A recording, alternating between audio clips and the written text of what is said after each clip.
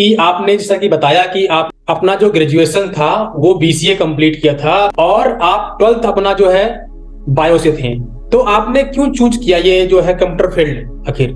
क्योंकि आपने तो पहले बायो लिया था, बायो से फिर आप यहाँ पर आए, क्यों आए, क्या रीजन रहा, क्या सोच के आप आए? Raghav, as you told that you are from a non-math background, and did you face any type of problem in MCA and in placement due to math?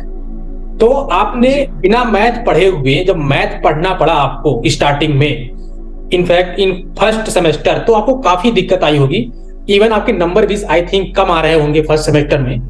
तो उस टाइम कैसा फील कर रहे थे कि अभी मैथ तो नहीं आ रहा है? क्या इम्प्रूवमेंट आपने किया है? आपका जो है जीएल बजाज में आपने एमसीए किया, 1 साल व्यतीत कर लिया है, लास्ट ईयर में है आप, ठीक है। अभी तक का आपका एक्सपीरियंस कैसा रहा जीएल बजाज में? उनको जीएल बजाज में क्या क्या सावधानियां बरतनी है जिससे वो गलत ट्रैक पे तो ना जाए, दूसरी चीज है वो प्लेसमेंट डेफिनेटली वहां से लेके ही जाए, तो उसमें क्या क्या सावधानियां रखनी होगी? कौन सी कंपनी में आपका प्लेसमेंट हुआ है, क्या पैकेज ऑफर किए गए हैं? 3 कंपनियों में बताया था आपने प्लेसमेंट हुआ है, कौन कौन सी कंपनी, कितने का ऑफर मिला है सारी कंपनियों में, और पूरा जो प्लेसमेंट की जर्नी है उसके बारे में थोड़ा सा हमें बताइए। ठीक है, तो these are the 3 companies in which I'm placed right now, और जो मेरा एक्सपीरियंस रहा है प्लेसमेंट्स को लेके, तो I'll just brief it in a while। Communication से डरना नहीं है, कम्युनिकेशन राउंड से, बिकॉज मैंने बोला ना कि वर्सेंट राउंड जो है वो आपका बहुत लिमिटेड कंपनीज के लिए है। टेक्निकल राउंड में किस टॉपिक से मेनली क्वेश्चंस आते हैं कि कौन से प्रोग्रामिंग लैंग्वेज को प्रेफर किया जाए अगर हमें तैयारी करनी है प्लेसमेंट की? जो कि आई पर्सनली रिकमेंड एवरीवन कि ये आप करेंगे तो आपको बहुत बूम मिलने वाला है आपके करियर में, बहुत इजी होने वाला है आपका पाथ। तो आपने कहीं से तैयारी की थी या सेल्फ स्टडी करके आपने प्लेसमेंट निकाला है? कि क्या उन्हें प्लेसमेंट की तैयारी फर्स्ट सेमेस्टर से करना चाहिए, और क्या बहुत ज्यादा टेंशन लेने वाली बात है अगर सेमेस्टर एग्जाम आ रहे हैं, आसानी से निकल जाता सेमेस्टर एग्जाम या दिक्कत होती है? तो AQ2 के जो एग्जाम्स होते हैं, सेमेस्टर एग्जाम, काफी डिफिकल्ट होते हैं या आसानी से निकल जाते हैं? और अगर निकल जाते हैं आसानी तो कितने दिन पहले अगर प्रिपेयर करें हम एग्जाम के लिए इन जनरल तो कोई दिक्कत नहीं है, अच्छी परसेंटेज बन जाएंगे? देखिए, मैं बताता हूँ इस चीज के लिए कि जीएल बजाज में रहने का ये एडवांटेज है आपके लिए। राघव, अब मेरा एक लास्ट क्वेश्चन होगा आपसे कि जो भी आपके जूनियर्स आ रहे हैं उन सभी लोगों के लिए जो इस साल आ रहे हैं या अपकमिंग ईयर्स में आएंगे, उनके लिए आप लास्ट मैसेज क्या देंगे फॉर प्लेसमेंट?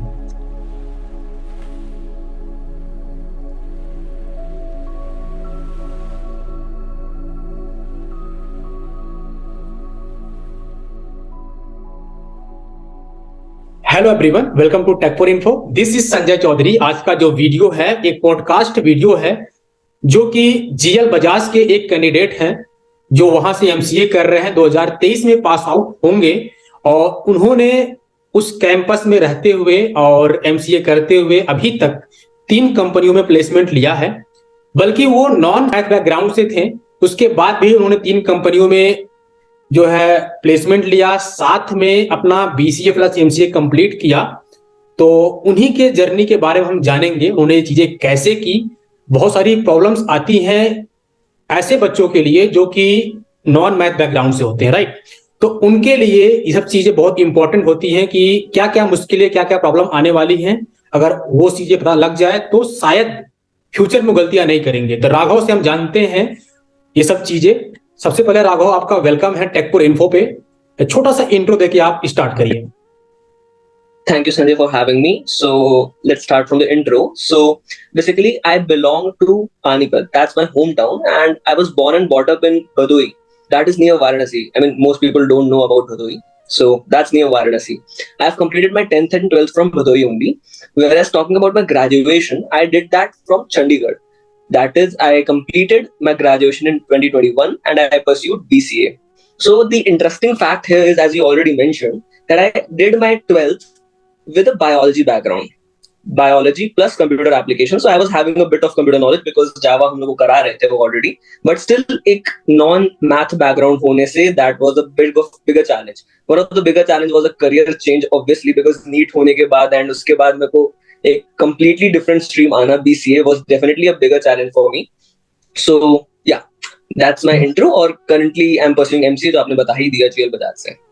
ओके, कि आपने जैसा कि बताया कि आप अपना जो ग्रेजुएशन था वो बीसीए कंप्लीट किया था और आप ट्वेल्थ अपना जो है बायो से थे, तो आपने क्यों चूज किया ये जो है कंप्यूटर फील्ड आखिर? क्योंकि आपने तो पहले बायो लिया था, बायो से फिर आप यहाँ पर आए, क्यों आए, क्या रीजन रहा, क्या सोच के आप आए? ठीक है, तो बेसिकली मेरा जो कंप्यूटर चूज करने का रीजन था वो था मेरा एक इंटरेस्ट। तो okay, I am a person जिसको बहुत कीन इंटरेस्ट है चीजें डेवलप करने में। I am right now I can proudly से I am a developer. Biology में रह के मेरा वो चीज नहीं आ रही थी। मेरा बायो बायो चूज करने का फैमिली रीजन था डेफिनेटली, बट चेंज करना was definitely my choice, because वो मेरे को एक था कि I wanted to be a developer somewhere in my heart. So उसीलिए मैंने साथ साथ कंप्यूटर एप्लीकेशंस परस्यू किया था ट्वेल्थ में विद बायो, ताकि एक मेरे पास एक back of the mind that was the thing जो मेरे को हैप्पीनेस प्रोवाइड कर रहा था। So after twelfth I realized कि ठीक है, it's a bigger step, but future को हम देखते हैं तो इन अ लॉन्ग रन मेरे को डेवलप करनी है चीजें। आई वांट टू से कि okay this is something that I developed myself, so that's good feeling for me. So ये मेरा एक रीजन रहा था, मेन रीजन रहा था चेंज करने का। ओके, बेसिकली आपका मेन रीजन था कि आपका इंटरेस्ट कंप्यूटर फील्ड में था, इसलिए आपने चूज किया, right? Exactly exactly. Okay. Raghav, as you told that you are from a non-math background, and did you face any type of problem in MCA and in placement due to math? Okay, so I'll be very honest with this. I definitely felt bit of an issue and problem because of being a non-math background person. The problem started during BCA because the curriculum what you face in BCA, you definitely have maths in first year. So Right, you right. have to go through that math step, and I'm a person with a bio background, so I didn't have any knowledge of differentiation, integration, anything like that. So Right. that was a big challenge for me. But yeah, I'll have to say that अगर जो non math background से हैं, non computer background से, बस बहुत लोग होते हैं जो नॉन कंप्यूटर बैकग्राउंड से होते हैं, सो वो उनके लिए एक ही की है कि you have to put in extra hours. Because अगर आप वो एक्स्ट्रा आवर्स नहीं पुट करेंगे तो आप वो एक लेवल पे नहीं आप मेंटेन कर पाएंगे।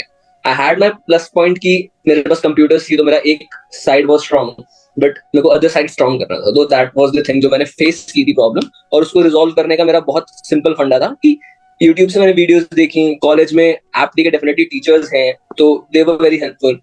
ग्रेजुएशन के टाइम भी ऐसा ही कुछ सिनेरियोस था कि teacher were quite helpful. Post grade में तो डेफिनेटली था, मैथ्स भी था, बट तब तक I was bit used to it, so it was good. So anyways the extra hours you have to put in, जो भी नॉन मैथ और नॉन सीएस बैकग्राउंड से, science background. Okay, okay. Raghav, जैसा कि आपने बताया कि आपका मैथ नहीं था ट्वेल्थ में, राइट? अब मैथ की ही बात चल रही तो मैं थोड़ा डिटेलिंग में जाना चाहूंगा इसमें, क्योंकि ऐसे भी कैंडिडेट हैं जो वीडियो देख रहे हैं जो कि बीसीए बीएससी कर रहे हैं, जो कि नॉन मैथ बैकग्राउंड से बीसीए बीएससी में आते हैं। दिक्कत क्या होती है उनको, इनफैक्ट इस बार जो एडमिशन हो रहा है एमसीए में उसमें भी बहुत सारे नॉन मैथ बैकग्राउंड से आएंगे। तो स्टार्टिंग जो फर्स्ट सेमेस्टर होता है उसमें मैथ होता है, राइट? तो आपने बिना मैथ पढ़े हुए जब मैथ पढ़ना पड़ा आपको स्टार्टिंग में, इनफैक्ट इन फर्स्ट सेमेस्टर, तो आपको काफी दिक्कत आई होगी। इवन आपके नंबर भी आई थिंक कम आ रहे होंगे फर्स्ट सेमेस्टर में। तो उस टाइम कैसा फील कर रहे थे कि अभी मैथ तो नहीं आ रहा है? क्या इंप्रूवमेंट एग्जैक्टली आपने किया है? एक्स्ट्रा टाइम दिया हो तो सही है, लेकिन एक्स्ट्रा टाइम के साथ साथ आपने स्मार्ट स्टडी की होगी, थोड़ा वो चीजें शेयर करिए। ठीक है, डेफिनेटली। सो जहां तक रही ग्रेड्स की बात, तो that was a touchwood thing कि ग्रेड्स वो like okay with me maths में भी। द रीजन क्या था, क्योंकि ग्रेड्स ओके होने का वो डेफिनेटली अपने आप ओके नहीं होने वाले, because I am non math background person, और जो आप कह रहे हैं बीसीए और बीएससी करके आ रहे हैं, तो उनके साथ भी सेम इशू होता है। सो बेसिकली क्या है ना कि इम्प्रूवमेंट कैसे आएगी? इम्प्रूवमेंट आएगी कंसिस्टेंसी से। जो चीज हमने लगातार 3-4 साल नहीं की, लाइक 11th 12th, फिर ग्रेजुएशन में भी ठीक है ओके थोड़ा बहुत किया, उसके बाद फिर छूट गया, फिर से गैप आ गया, बिकॉज एमसीए आते आते आपको फिर से गैप बन जाता है, राइट? सो वो कंसिस्टेंसी आपको मेंटेन करनी पड़ती है। जिनके पास मैथ्स है उनसे अगर आप पूछेंगे तो वो यही बोलेंगे ना कि वो रेगुलरली क्वेश्चंस लगाते हैं। वो दिन में 1 घंटा लगाते होंगे क्वेश्चंस, मैंने 2 घंटे लगाए होंगे questions, because that was the only way for me. Consistency first point हो गया।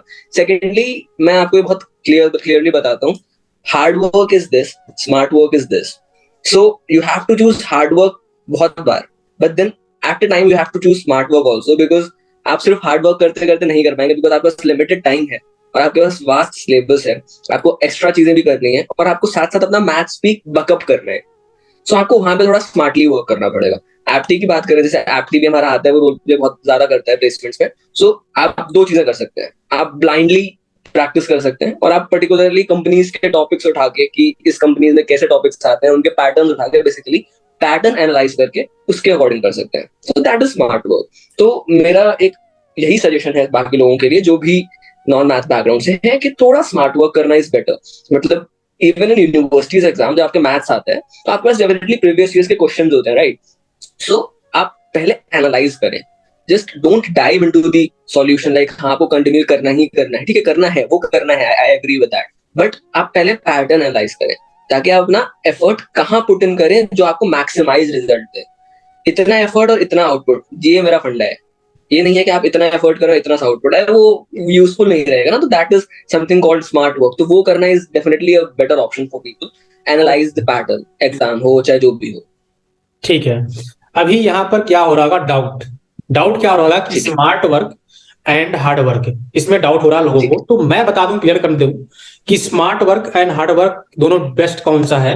डेफिनेटली बेस्ट होता है हार्ड वर्क होता है, क्योंकि उसमें आप काफी डीप में चीजें को जानते हैं, समझते हैं। स्मार्ट वर्क कब करते हैं, जब आपके पास टाइम कम हो और कोई चीज आपको करना ही करना है। लाइक आपको सेमेस्टर एग्जाम है, आपको उसमें पास होना है, ठीक है, अच्छे नंबर लाने हैं, वहां पर आपको स्मार्ट वर्क करना है।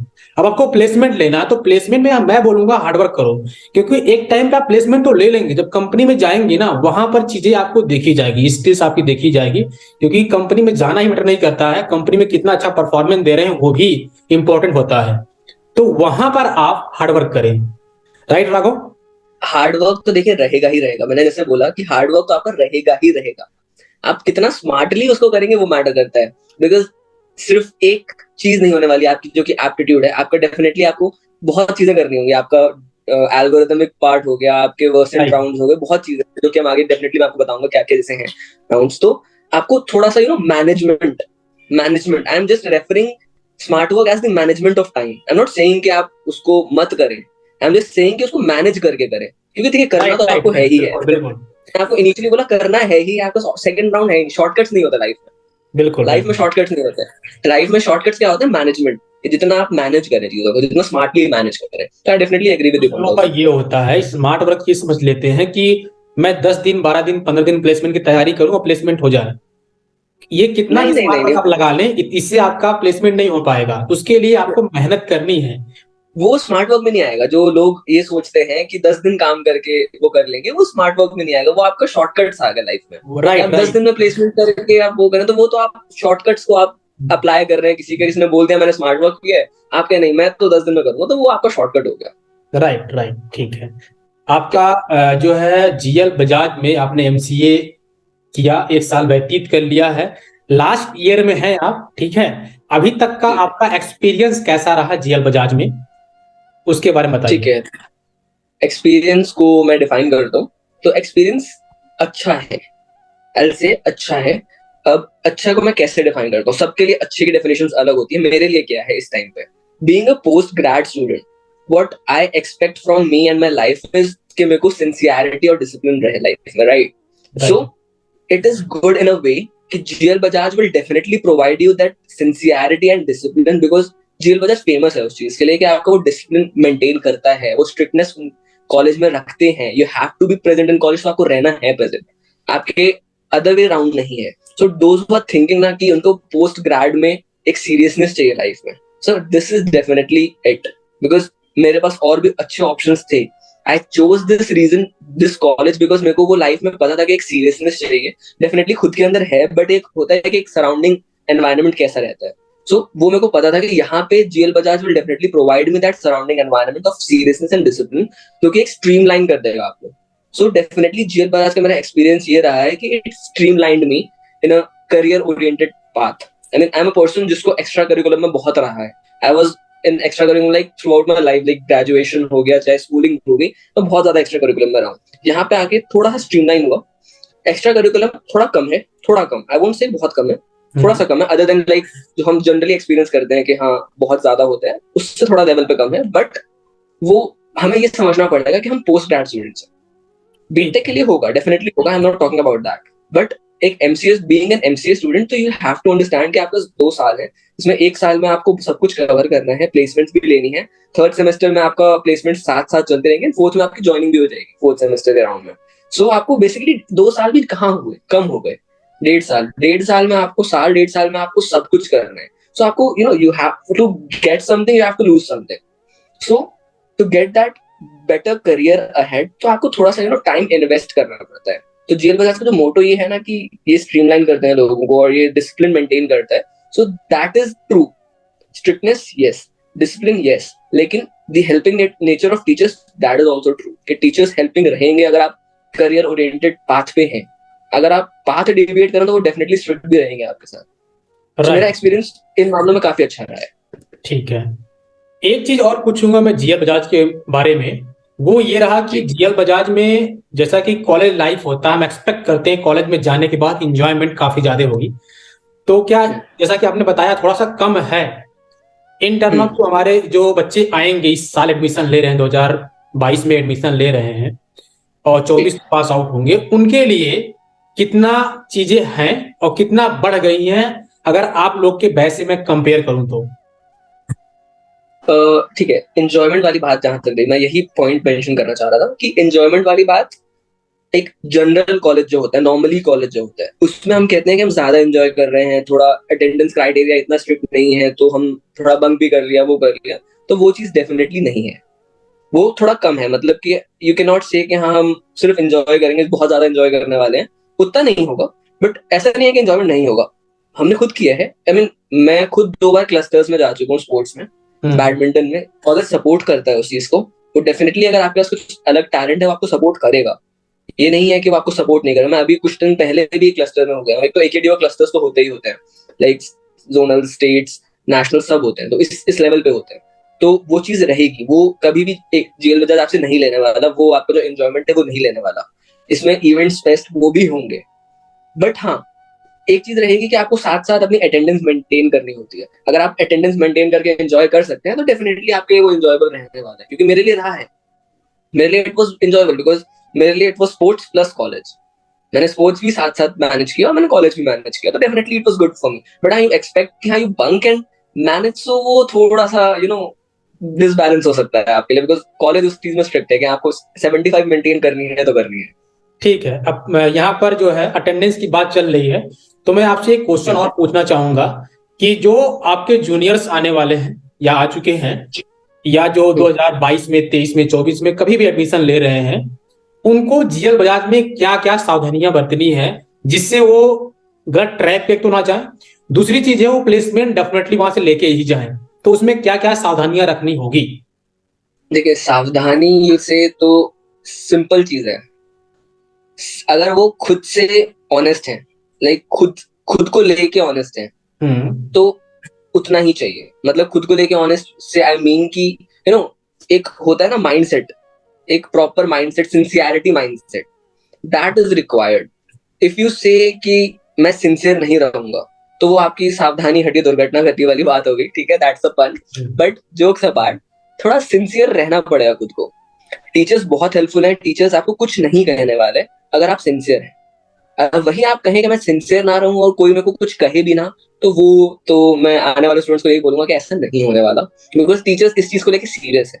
वो हम एक्चुअली द थिंग इज कि they are serious for our career, उनका बिकॉज उनको कुछ नहीं जा रहा है, but still they are serious for our career. तो the thing they should be cautious is कि be honest to yourself and be sincere, that's it. I mean यहाँ पे टॉकिंग अबाउट प्लेसमेंट्स आल्सो, तो आप थोड़ा भी सिंसियर है life में, you will get a placement, because यहाँ पे you will get ample of opportunities. But you are the one जिसको grab करनी है। You say I don't sit in placements and I get a placement, you won't get it, right? You have to sit in placements and you have to be a bit honest with yourself. कि आप बोलें कि हाँ I'm studying like 5 hours a day but you don't study at all, so वो नहीं होने वाला, right? थोड़ा सा सिंसियर रहना पड़ेगा, और I don't think कुछ ऐसा है कि cautious रहने वाली बात है। cautious क्यों नहीं रहना अगर आप सिंसियर है खुद को लेके, खुद के लाइफ को लेके। राइट। cautious तो तब रहना होगा ना जब आप कुछ गलत कर रहे हो और आप डर रहे हो कि अच्छा किस चीज से मैं cautious रहना है मेरे को। बिल्कुल सही बात, जब आपने कोई ऐसी गलत चीजें नहीं की है तो आपको कोई दिक्कत वाली बात नहीं है, डर की बात है नहीं फिर। ठीक है, तो राघव आपने जैसा कि हमें बताया था, जो हमारी बात आपसे हुई थी कि आपका प्लेसमेंट हो चुका है तो मैं वो क्वेश्चन अब करना चाहूंगा कि जी कौन सी कंपनी में आपका प्लेसमेंट हुआ है, क्या पैकेज ऑफर किए गए हैं, 3 कंपनियों में बताया था आपने प्लेसमेंट हुआ है, कौन कौन सी जी कंपनी कितने का ऑफर मिला है सारी कंपनियों में, और पूरा जो प्लेसमेंट की जर्नी है उसके बारे में थोड़ा सा हमें बताइए। ठीक है। तो मेरा बेसिकली 3 कंपनीज में हो गया जिसमें मैंने आपको बताया था। तो कंपनीज का नाम है, पहला एक्सेंचर में हुआ है मेरा एट अ पैकेज ऑफ 4.5। ठीक है। देन मेरा हुआ है वर्च्यूसा में at a package of 5.5। And then मेरा हुआ है कैप जेमिनाई में at a package of 5.75 something around that. ठीक है। ठीक है। तो these are the 3 companies in which I am placed right now. और जो मेरा एक्सपीरियंस रहा है प्लेसमेंट्स को लेके, तो I just brief it in a while. तो टॉकिंग अबाउट द राउंड्स, जो कि जनरल राउंड्स हैं। First round will be the assessment, जो आपकी आपका एप्टी होगा और आपका वर्बल वाला होगा, लाइक इंग्लिश पार्ट। ठीक है, that will be the first round in mostly all the companies, mostly all the technical companies, the right. apti and the second round will be the coding assessment, जिसमें आपको like within a time frame you have to submit a particular code of a problem. ठीक है। and then third depends on companies like Accenture और Capgemini और कुछ companies और होती हैं जो कि versant round लेती हैं. So basically versant round is the communication assessment round. That's also an English assessment but a verbal round. In that you won't have to write, but you have to perform, like you have to talk, have a communication with a robot. Basically वो questions raise होंगे और आपको उसका answer करने होंगे in a proper communication, like in a proper grammar, proper grammatical way. ठीक है। तो that is the third round, but that's optional for few companies. I mean all the companies doesn't have this round, but that's restricted to few companies. Some of the top companies do have this round. Next round was the interview, technical interview. That also varies. Like some companies have 2 or 3 technical rounds, and some have like 1 or 2 or single technical round. So technical interview हो गया, and then उसके बाद आपका HR हो गया. So ये हमारे basically 4 से 5 राउंड होते हैं, डिपेंडिंग ऑन दी कंपनी. कभी कभी ये 6-7 भी हो जाते हैं, कभी कभी 3-4 भी हो जाते हैं. बट एक जनरल आपका स्ट्रक्चर यही है कि आपका एप्टी असेसमेंट हो गया, और फिर आपका कम्युनिकेशन असेसमेंट हो गया, फिर आपका coding assessment and Versant the optional assessment, and the definitely the technical interview and then the HR. Okay. ठीक है। इन जनरल क्या होता है कि मोस्टली 4 राउंड होते हैं, राइट? जी मोस्टली मैंने क्या देखा हुआ है, जैसे कि जब मैं भी प्लेसमेंट बैठ रहा था तो उस टाइम जो भी कंपनियां आ रही थी तो वो कम्युनिकेशन स्किल्स पे फोकस नहीं कर रही थी, राइट? ठीक है. कुछ कंपनियां कर रही थी, बहुत ही कम थी, क्योंकि उन्हें कोडिंग करवानी होती है, और चाहे वो आप फ्रंट एंड में जाए, बैक एंड में जाए, जो भी आप डेटाबेस संभालें, जो भी चीजें रहेगा वो तो आपकी स्किल पर डिपेंड करेगा कंपनीज में। बट इन जी जनरल कंपनियां जो होती है वो कम्युनिकेशन स्किल पे फोकस नहीं करती है, तो जिनका भी कम्युनिकेशन स्किल उतना स्ट्रांग नहीं है, इतना टेंशन लेने वाली बात नहीं है। बट अगर आप बेटर कर पाए तो बहुत ही अच्छा होगा, नहीं तो इतनी कोई टेंशन लेने वाली बातें नहीं है। मैं ऐड करता हूँ कुछ मैं ऐड करता हूँ इसमें कुछ. देखिए, कम्युनिकेशन से डरना नहीं है, कम्युनिकेशन राउंड से. बिकॉज मैंने बोला ना कि वर्सेंट राउंड जो है वो आपका बहुत लिमिटेड कंपनीज के लिए है. तो मैंने मेंशन जरूर किया because you should be prepared. Like अभी आपके पास टाइम है, राइट? जो भी देख रहे हैं, जो भी आने वाले हैं इन फ्यूचर, आपके पास टाइम है, तो why not improve? But don't take it in a way कि नहीं ये नहीं है तो मेरा कुछ नहीं है. डेफिनेटली ऐसा कुछ भी नहीं है. आपको बेसिक कम्युनिकेशन से आती है तो आप टेक्निकली इतना स्ट्रांग होगा ना, तो company will go behind you कि आप टेक्निकली इतना स्ट्रांग पर्सन है. But why not have an additional skill? अगर आपके पास टाइम है तो जस्ट दैट वे. अदरवाइज आपको बेसिक तो भाई पॉइंट हो जाएगा, राइट? हाँ एग्जैक्टली, प्लस पॉइंट है वो आपका. जितना आप प्लस पॉइंट ऐड करें उतना आपके लिए बेटर. ठीक है, ठीक है। तो मैं पूछना चाहूंगा, जो आपका टेक्निकल राउंड हुआ था, टेक्निकल राउंड में किस टॉपिक से मेनली क्वेश्चंस आते हैं, उसके बारे में बताइए। वो टॉपिक एग्जैक्टली कौन सा होते हैं? तो टेक्निकल इंटरव्यू, राइट? ठीक है. तो टेक्निकल इंटरव्यूज के लिए बेसिकली जो भी प्रिपेयर करना चाह रहे हैं उनको सबसे बेसिक चीजें याद रखनी होगी कि एक तो ऊप्स कॉन्सेप्ट, जो कि आजकल बहुत ही ज्यादा बेसिक और नेसेसिटी काइंड ऑफ है. बिकॉज आपको कोई भी लैंग्वेज आप देखें तो ज्यादातर वो ऊप्स रिलेटेड है, ऑब्जेक्ट ओरिएंटेड प्रोग्रामिंग रिलेटेड है. तो एक वो आपको होना चाहिए, that is like a pre requisite कि आप ऊप्स कर रहे हैं तो आपका एक बहुत अच्छा स्टैंड आ रहा है. ठीक है. उसके बाद एक आपको डेटाबेस आना चाहिए, वो आपका एडिशनल हो गया. बिकॉज डेटाबेस भी कंपनीज पूछते हैं, because everything is about data right now. Right. You see, हर दिन इतना लार्ज अमाउंट में डेटा प्रोड्यूस हो रहा है, तो अगर आप डेटाबेस भी आता है तो that is definitely a good thing, because वो कंपनी पूछेगी आपसे. ठीक है. थर्ड आपका ये दो तो बहुत हो गए बेसिक नेसेसिटी के, ये पूछना ही पूछना है इन्होंने. उसके बाद आपका डिपेंड करता है कंपनी टू कंपनी कि वो किस चीज के लिए आ रही है, किस रोल के लिए आ रही है. तो जो आपकी लाइक जो आपको होगी कि फुल स्टैक के लिए आ रही है, या जो आपकी जावा डेवलपर्स के लिए आ रही है, वो थोड़ा उस पर्टिकुलर फील्ड से पूछ सकते हैं. कुछ कोर कंपनी होते हैं कि उनको रिएक्ट चाहिए, कुछ कोर कंपनीज होते हैं, तो वो बहुत लिमिटेड होते हैं स्लॉट्स। बट इन जनरल में बात करूं तो आपको जावा जावा भी नहीं, मैं जावा नहीं बोलूंगा, मैं बोलूंगा ऊप्स और एक डेटाबेस आना चाहिए विद एक प्रोग्रामिंग लैंग्वेज एट लीस्ट। एक प्रोग्रामिंग लैंग्वेज पे आपकी प्रोफिशिएंसी थोड़ी सी होनी चाहिए, whether it be C, C plus plus, Java, Python, कुछ भी, दैट्स योर चॉइस। लेकिन एक पे प्रोफिशिएंसी होनी चाहिए, बिकॉज ये ना होना कि आपने ऊप्स कंसेप्ट्स पढ़ लिए बट आपको किसी लैंग्वेज पे अप्लाई करने नहीं आते, तो वो तो ये हो गया कि आपने थियोरेटिकली पढ़ लिया बस। तो थियोरेटिकली जरूर पूछेंगे वहां से, बट प्रैक्टिकल कुछ आपके पास होगा तो that's definitely gonna help you attain what you want, that's the thing. तो ये दो चीज बेसिक्स हैं। कुछ इंटरव्यूज में मेरे को कंप्यूटर नेटवर्क्स पे भी पूछा, कुछ में बेसिकली टेस्टिंग्स का भी पूछा, वो अलग अलग रोल्स के लिए था, तो वो बहुत लिमिटेड, मैं कहूंगा अगर ये इतना है तो वो इतना सा होगा, वो कुछ कंपनी से मैटर करता है। राइट राइट, ठीक है। बहुत सारी कंपनियों में ऑपरेटिंग सिस्टम के बारे में पूछते हैं, नेटवर्किंग के बारे में पूछते हैं, नहीं? ओके, ठीक है। अगर मैं बात करूं जो है टेक्निकल राउंड की, नॉट इंटरव्यू, टेक्निकल राउंड में कौन से ऐसे टॉपिक्स होते हैं जो कि पूछे जाते हैं? और एक चीज मैं और उसमें ऐड करना चाहूंगा कि अगर आप रिकमेंड करें कि कौन से प्रोग्रामिंग लैंग्वेज को प्रेफर किया जाए अगर हमें तैयारी करनी है प्लेसमेंट की। ठीक है, तो बेसिकली जो टेक्निकल राउंड जो आपका हो गया, कोडिंग राउंड बेसिकली जो होता है, राइट राइट, उसके लिए आपको प्रिपेयर करना जो होगा वो टॉपिक्स आपके हैं डेटा स्ट्रक्चर्स एंड एल्गोरिदम्स, जो कि आई पर्सनली रिकमेंड एवरीवन कि ये आप करेंगे तो आपको बहुत बूम मिलने वाला है आपके करियर में, बहुत इजी होने वाला है आपका path, because data structures and algorithm is a thing जो कि सब कंपनीज मांगती हैं आज की डेट में। I mean not if you leave the algorithmic part for a while, data structures तो सब कोई मांग रहा है, बिकॉज डेटा स्टोर करने के लिए आपको डेटा स्ट्रक्चर्स राइट चाहिए, स्ट्रक्चर्स चाहिए उसके। और एल्गोरिदमिक पार्ट कहाँ है आपका यूज हो रहा है कि आपका जो टाइम बचाना और मेमोरी बचाना वो आपके एल्गोरिथमिक पार्ट्स करते हैं, कितना प्रोफिशिएंसी, कितना इजीली आप डेटा स्टोर कर रहे हैं, कितने कम टाइम में, कितनी कम स्पेस में कर रहे हैं। तो टेक्निकल राउंड क्लियर करने के लिए मैं यही सजेस्ट करूंगा कि अभी से डीएसए पे काम करना चालू कर दें, डेटा स्ट्रक्चर्स एंड एल्गोरिथम्स। बहुत आपको कंटेंट मिल जाएगा, बहुत आपको वीडियोस मिल जाएंगी जहां से आप उसको सर्व कर सकते हैं। और not the theory part, data structures जब आप स्टार्ट करेंगे आपको डेफिनेटली थ्योरी पार्ट पढ़ाएंगे, आप पढ़ें, थ्योरी पढ़ें, डेफिनेटली थोड़ा बहुत थ्योरी देखें चाहिए, लेकिन उसके बाद आपको उसको प्रैक्टिस करना पड़ेगा।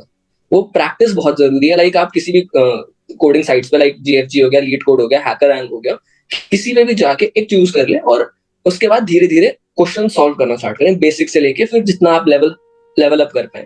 अब डेटा स्ट्रक्चर्स में भी कुछ चीजें होती हैं जो कि बहुत बेस लेवल पे इंपॉर्टेंट है, जो कि आपके जैसे हो गया टॉपिक में एरेज हो गया, स्ट्रिंग्स हो गया, ये तो बहुत बेसिक टॉपिक्स है और बहुत इंपॉर्टेंट टॉपिक्स है, क्योंकि हर क्वेश्चन में आपका एरे स्ट्रिंग तो आने ही आने वाला है, दैट्स फॉर श्योर। उसके बाद आप नेक्स्ट थोड़ा एक लेवल अप करते हैं तो आपका सर्चिंग सॉर्टिंग पे होता है, बिकॉज आपके कुछ भी क्वेश्चन आएंगे तो उसमें कहीं ना कहीं सर्चिंग सॉर्टिंग कहीं ना कहीं काम आ जाती है। तो एक लेवल अप करके हम सर्चिंग सॉर्टिंग्स पे फिर एक लेवल अप करते हैं, तो मेरा पर्सनल रिकमेंडेशन में आता है हैश मैप। वो आपको थोड़ा सा हेल्प करता है कि आपका प्रोग्राम जो होगा उसको इजी करने में, अगर आप हैश मैप्स आ रहे हैं तो थोड़ा इजी होता है वो, बट नेक्स्ट लेवल पे आ गया। पहले आप ये हो गया एरेस और फिर स्ट्रिंग्स, फिर सर्चिंग सॉर्टिंग, फिर आप हैश मैप पे आए, फिर उसके बाद आपको लेवल अप करना है तो आप फिर आए आपका एल्गोरिथमिक पार्ट पे, तो थोड़ा सा आपको लोगों को डिफिकल्ट भी लग जाता है। तो आपका हो गया डायनामिक प्रोग्रामिंग, हो गया रिकर्जन हो गए। रिकर्जन हालांकि लोग सबसे पहले पढ़ना चाहते हैं कि हाँ ठीक है रिकर्जन है, बट मैं प्रेफर करता हूँ पहले ये कवर करिए, उसके बाद रिकर्जन पे आए। रिकर्जन करें, डायनामिक प्रोग्रामिंग हो गया, ग्रीडी प्रोग्रामिंग हो गया, बैक ट्रैकिंग हो गया, तो वो हो गया थोड़ा एडवांस में। मैं उसको एडवांस में कैटेगराइज कर रहा हूँ कि जो भी I am taking it in a way कि लोग बेसिक से स्टार्ट करने वाले हैं, ठीक है, उनके लिए मैं यही बोलूंगा कि आप इस सीक्वेंस में फॉलो करें तो आपको बहुत इजी और स्मूथ पाथ रहने वाला है। मैंने अलग अलग चीजें ट्राई की हैं तो मैं उस एक्सपीरियंस से बोल सकता हूँ कि ये सीक्वेंस मेरे हिसाब से बेटर रहेगा। तो आपने कहीं से तैयारी की थी या सेल्फ स्टडी करके आपने प्लेसमेंट निकाला है? बेसिकली मैंने करा तो सेल्फ स्टडी है, बट हाँ डेफिनेटली हेल्प ली है वीडियोस की, बिकॉज उसके बिना तो थोड़ा सा डिफिकल्ट हो जाता है। और कि लाइक सिर्फ कोड रीड, पता है कोड एक्चुअली क्या है कि कोड रीड करके आपको तभी समझ आएगा जब आपको थोड़ा सा नॉलेज हो जाएगा। बिल्कुल, अगर अदरवाइज आपको कोड रीड करके समझना थोड़ा डिफिकल्ट होता है एक लेवल पे, बट जब आप एक लेवल अप हो जाते हो तो आपको कोड रीड करके समझ आने लगता है कि क्या चीजें हैं वो। तो हाँ डेफिनेटली मैंने हेल्प ली है वीडियोस की, यूट्यूब से हेल्प ली है मैंने। कुछ कोर्सेज पे, वो लाइक पेड कोर्सेज होते हैं, कुछ अनपेड कोर्सेज होते हैं, वो सब भी एक्सेस किया है ताकि मैं इस पे कमांड बना पाऊँ। राइट, तो आपका फेवरेट लैंग्वेज कौन सा था? लाइक सी प्लस प्लस, जावा, पाइथन, कौन सा था? किस पे तैयारी किया आपने? ठीक है, मेरा फेवरेट लैंग्वेज जो रही है वो जावा रही है। मैंने जावा पे ही लाइक कॉम्पिटिटिव जो प्रोग्रामिंग करी है, जो भी करा है वो मैंने बेसिकली जावा पे किया है। उसका एक रीजन ये है कि एक तो मैंने जैसे बताया कि मैंने ट्वेल्थ के टाइम भी जावा करता था, तो एक मेरा एक वो रहा है जावा से वो अटैचमेंट सा कि हमको कमांड है थोड़ी सी उस पर ज्यादा, वो हो गया। प्लस मेरा एक और फैक्टर रहा है कि मैंने ग्रेजुएशन के टाइम पे काफी एक्सप्लोर किया लैंग्वेजेस, मैंने बहुत सारी चीजें ट्राई की हैं। मतलब आपका वेब डेवलपमेंट हो गया, चाहे पाइथन से machine learning development, machine learning हो गया, डेटा एनालिसिस का थोड़ा थोड़ा वो भी ट्राई किया मैंने, ऑटोमेशन ट्राई की है, तो मैंने काफी चीजें ट्राई करी। बट इन द एंड जो होता है ना कि I found a satisfactory language, that was Java for me. तो I choose Java for that reason. But मैं ये नहीं कहूंगा कि सबको जावा चूज करनी है, मैं ये कहूंगा कि सबको वो चीज चूज करनी थी जो उनको अच्छी लगे। Java is just an option जो कि मैं प्रेफर करता हूँ, क्योंकि मेरा एक्सपीरियंस जैसे मैं बताया, मैंने क्यों जावा पे आया तक घूम के, बिकॉज वो मेरे को अच्छा लगा। सो मैं जावा जरूर रिकमेंड करता हूँ, बट मैं ये भी कहता हूँ कि अगर आपको सी प्लस प्लस अच्छी लग रही है, आप सी प्लस प्लस से करें, कोई दिक्कत नहीं है। एक ऊप्स लैंग्वेज होनी चाहिए बस, वो जो भी आप चूज करें प्रोफिशिएंसी होनी चाहिए। ये नहीं है कि आप थोड़ा सा कर लिया छोड़ दिया, प्रोफिशिएंसी रखेंगे तो आपका डेफिनेटली काम बन जाएगा बहुत इजीली, प्लेसमेंट्स और बहुत इजीली हो जाएंगे फिर। ठीक है, बेसिकली है क्या ही लैंग्वेज कोई भी हो, बट लैंग्वेज कैसे वर्क कर रहा है उस पर कमांड अच्छी तरह होगी, लॉजिक्स क्लियर होंगे, तो कोई भी लैंग्वेज पे आसानी से आप स्विच भी कर जाएंगे, कोई दिक्कत नहीं होगी, right? Exactly, problem solving main है आपका, आप कितनी इजीली प्रॉब्लम को देख के एनालाइज करके सॉल्व कर पाए। लैंग्वेज तो क्या है, लैंग्वेज आप कुछ दिन में भी सीख जाएंगे, सिंटेक्स तो है बेसिकली, सिंटेक्स है वो तो। ठीक है। तो अभी क्या होता है, कॉलेज में पहुंचने के बाद बच्चे थोड़ा सा इंजॉयमेंट करने लगते हैं कि बहुत मेहनत करके हमने एडमिशन लिया है, अब कुछ दिन इंजॉयमेंट कर लें, फिर सेमेस्टर एग्जाम आते हैं, सेमेस्टर एग्जाम दे लेते हैं, इसी में फर्स्ट सेमेस्टर निकल जाता है। ठीक है, फिर वो सेकंड सेमेस्टर की क्लासेस चालू होती हैं और चीजें साथ में प्लेसमेंट की तैयारी करनी होती है। तो इन सब चीजों के लिए जो जूनियर्स आपके आ रहे हैं उनको क्या आप सजेस्ट करेंगे कि क्या उन्हें प्लेसमेंट की तैयारी फर्स्ट सेमेस्टर से करना चाहिए, और क्या बहुत ज्यादा टेंशन लेने वाली बात है अगर सेमेस्टर एग्जाम आ रहे हैं, आसानी से निकल जाता सेमेस्टर एग्जाम या दिक्कत होती है? ठीक है, तो जो की बात रही कि एडमिशन लेके एंजॉयमेंट वाली बात, मैं ये सजेस्ट करूंगा कि कुछ टाइम के लिए थोड़ा सा सैक्रिफाइस कर सकते हैं, बिकॉज एक साल की बात है, सितंबर अगस्त अक्टूबर से नवंबर के बीच में आपका सेमेस्टर स्टार्ट हो रहा है, आपका अगस्त तक प्लेसमेंट स्टार्ट हो जाएंगी, तो बहुत कम टाइम है। तो एंजॉयमेंट को थोड़ा सा डिले किया जा सकता है, मतलब प्लेसमेंट होने के बाद तो definitely you will be free, थोड़ा सा आपको रिलैक्सेशन रहेगा, माइंड रिलैक्सेशन, मेंटल रिलैक्सेशन रहता है बेसिकली, आपको टेंशन नहीं रहेगी। थोड़ा सा एंजॉयमेंट कम कर सकते हैं और आप डे वन से get into the placement stuff, कि आप खुद को रेडी कर लें, मेंटली रेडी कर लें उस चीज को, और खुद को प्रिपेयर कर लें उस चीज के लिए। और जहां तक रही बात टेंशन की, टेंशन से कुछ होगा नहीं, आई मीन टेंशन लेने वाली इतनी बात नहीं है कि आप टेंशन लें और आपका एग्जाम निकल जाएगा, आपकी प्लेसमेंट से कहीं नहीं होने वाला। वो निकलने वाला है आपके कैलिबर से, आपके पोटेंशियल से, आपके हार्डवर्क, आपके स्किल्स से। और इतना टाइम आपके पास है, आप उसको, इतना टाइम को अगर आप टेंशन में दे देंगे तो आप उसको प्रोडक्टिव टाइम कहाँ रखेंगे? टेंशन लेने की कोई दिक्कत नहीं है, हो जाएगा। जितना नहीं होने वाला, टेंशन में दे रहे हैं उतना टाइम अगर आप पढ़ने में दें, अपनी स्किल को इम्प्रूव करने में दें, तो जल्दी प्लेसमेंट भी हो जाएगा और टेंशन खत्म भी हो जाएगा, राइट? एग्जैक्टली, मतलब टेंशन लेने से कोई आउटकम नहीं आने वाला। और आई एम नॉट जस्ट सेइंग कि हाँ बहुत कुछ है तो आप टेंशन ना लें, ऐसा टेंशन कोई बात नहीं है। थोड़ा सा टाइम एफिशिएंटली मैनेज कर लेंगे, थोड़ा सा वही बात होगी, एंजॉय कम कर लेंगे कुछ दिन, तो आपका टेंशन लेने वाली चीज ही खत्म हो जाएगी। हाँ, अगर आप ये करेंगे, आप फर्स्ट सेमेस्टर आप एंजॉय कर रहे हैं, उसके बाद आप कहेंगे मेरे को टेंशन हो रही है, तो वो थोड़ा सा आप एक फॉल्ट पे आ गए कि आपने पहले एंजॉय कर लिया, फिर आप कह रहे हैं कि नहीं मेरे को टेंशन हो रही है। तो वो एक थोड़ा सा आपको मैनेजमेंट करना पड़ेगा, सबसे इंपॉर्टेंट टास्क है, बिकॉज आपका एमसीए का ड्यूरेशन कम हो चुका है। ठीक है, तो एकेटीयू का आपका कॉलेज जो एकेटीयू से एफिलिएटेड है, राइट? तो एकेटीयू के जो एग्जाम्स होते हैं, सेमेस्टर एग्जाम, काफी डिफिकल्ट होते हैं या आसानी से निकल जाते हैं? और अगर निकल जाते हैं आसानी तो कितने दिन पहले अगर प्रिपेयर करें हम एग्जाम के लिए इन जनरल, तो कोई दिक्कत नहीं है, अच्छे परसेंटेज बन जाएंगे?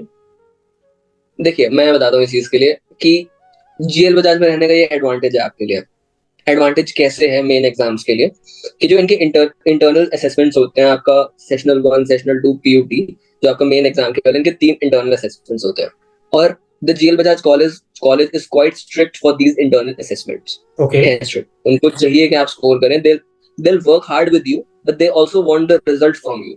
ठीक है, तो what happens is कि उनका इंटरनल असेसमेंट का लेवल होता है यहाँ पे, like they'll prepare you for the worst, and when you actually prepare for the worst, तो आपका मेन एग्जाम आएगा ना, you won't be so tensed कि कितना डिफिकल्ट होने वाला है, because when you have faced 2 difficult questions in internals, so आपको एक्सटर्नल्स वाले थोड़ा इजी लगने वाला है। ठीक है, वो person to person perspective depend करता है।